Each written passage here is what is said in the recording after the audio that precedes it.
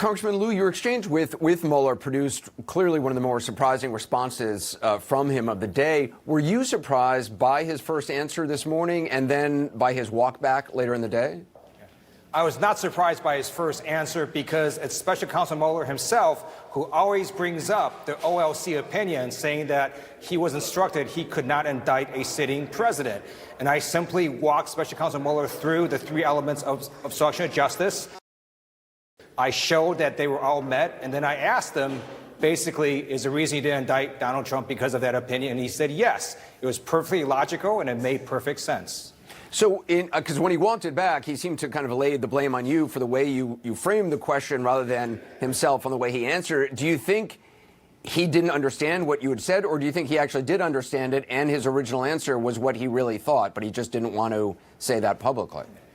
I believe he fully understood my question. It was a logical extension of me getting him to establish that the three elements of obstruction of justice were all met. And I think it's what he actually believes.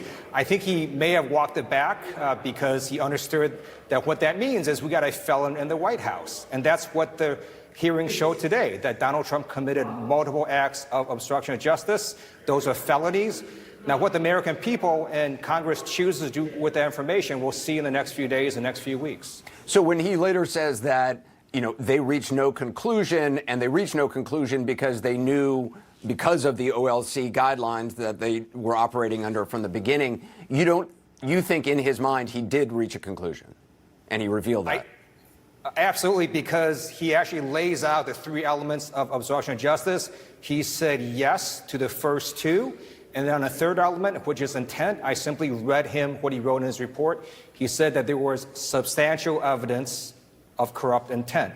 That meets all three elements. So you can call it whatever you want, but every person who looks at it, including over 1,000 former prosecutors, calls it obstruction of justice. There has been